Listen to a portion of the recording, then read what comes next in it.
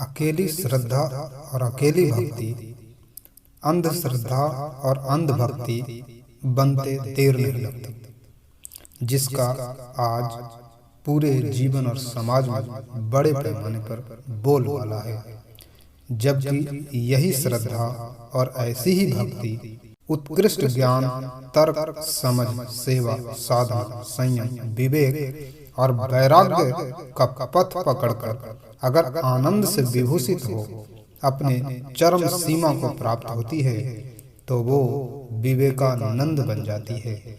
जी हाँ, सही सुना आपने, विवेकानंद, हमारे और आपके विवेकानंद, हम सब के स्वामी विवेकानंद। भारत के गौरव की क्षितिज पर जो सबसे तेज चमकता सितारा है वो विवेकानंद 1893 में अमेरिका के धर्म संसद में भारत की संस्कृति, समझ एवं ज्ञान का झंडा बुलंद करने वाले विवेकानंद पूरी दुनिया का एक ही झटके में सोचने, देखने और समझने के दायरे और दृष्टिकोण को बदल कर रख देने वाले विवेकानंद, हम सब के प्यारे विवेकानंद श्री रामकृष्ण परमहंस जी के दुलारे नरेंद्र और खेतली के महाराज अजीत सिंह के स्वामी विवेकानंद, जो साक्षात विवेक और आनंद की प्रतिमूर्ति थे। परंतु विडंबना ये कि इतनी ऊंचाई पर पहुंचे और सुलझे हुए व्यक्तित्व का जीवन भी कभी निष्कलंक नहीं होता। यही हाल विवेकानंद का हुआ। उन्हें भी कई तरह के आक्षेपों, आलोचनाओं एवं अतार्किक वचनों से रूबरू होना पड़ा। उनमें सबसे बड़ा आक्षेप जो उन पे मढ़ा गया वो था उनके चरित्र पर उठाई गई उंगली। हालांकि ये प्रसंग कई बार आए, परंतु स्वामी जी ने उन्हें बहुत अच्छे से, बहुत बढ़िया तरीके से उसे हैंडल किया। कैसे, आइए जानते हैं।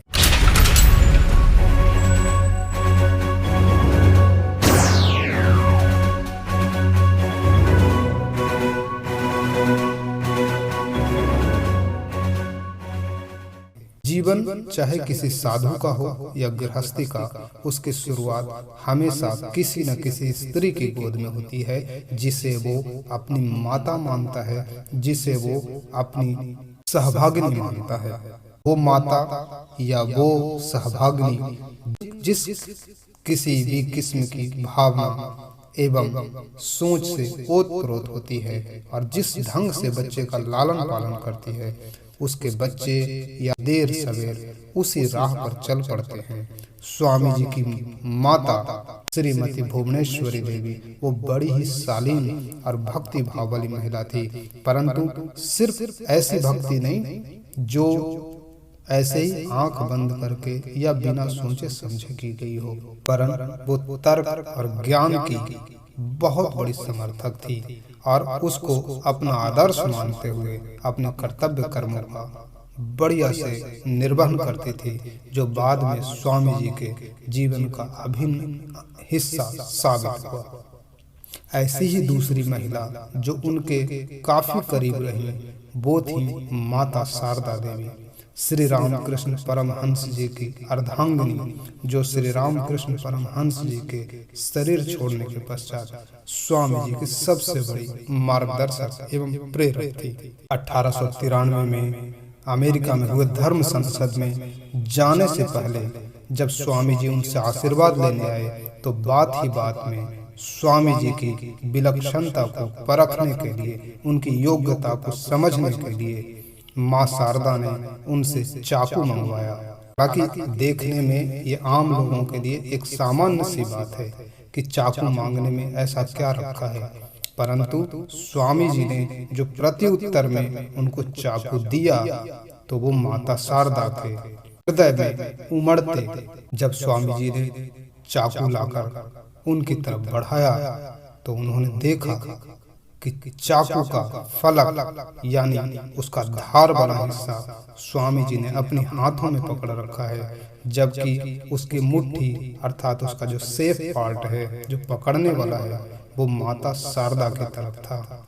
इस पर माता ने प्रसन्न होकर के बोला कि जा बेटा, तू हर जगह हर हाल में सर्वदा विजयी होगा, क्योंकि तू आने वाली हर परेशानी से खुद को रूबरू कराएगा, लेकिन लोगों के लिए तू हमेशा सुरक्षा का काम करेगा, लोगों की ढाल बनेगा।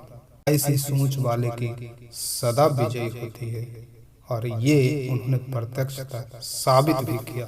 तीसरी और आखिरी महिला जो स्वामी जी के जीवन में आई और सबसे बड़ी तार्किक आक्षेपों का कारण बनी, वो थी सिस्टर निवेदिता।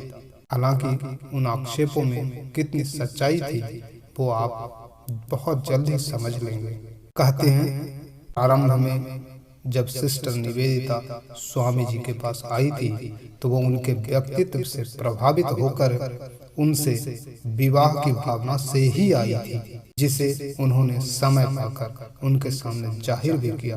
इस पर स्वामी जी ने उनसे पूछा था कि आप हमसे ऐसा क्यों चाहते हैं। तब सिस्टर निवेदिता ने कहा कि हम दोनों के संयोग से जो बालक पैदा होगा वो संपूर्ण जीवन समाज और मानवता की सेवा करने वाला होगा, धर्म, देश और समाज के लिए कल्याणकारी सिद्ध होगा, वो लोगों के लिए आदर्श बनेगा।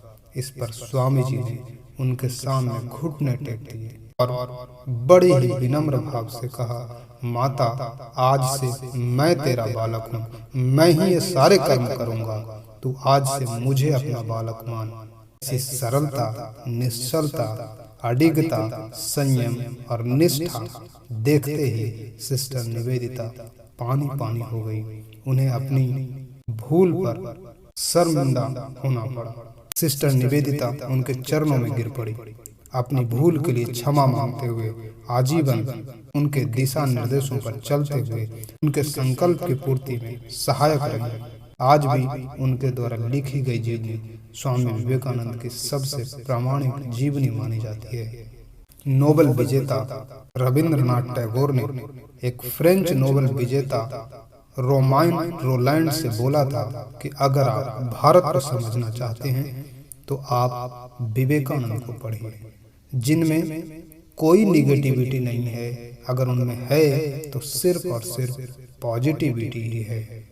आज जो कोई भी सेवा साधना, चाहे वो गृहस्थ लेवल पे हो या साधना, संयम और सन्यासी के जीवन से संबंधित, अगर वो कहीं भी अपनी बेहतरी की तरफ बढ़ना चाहता है तो उसमें स्वामी जी का कहीं न कहीं योगदान प्रत्यक्षतः दिखता है।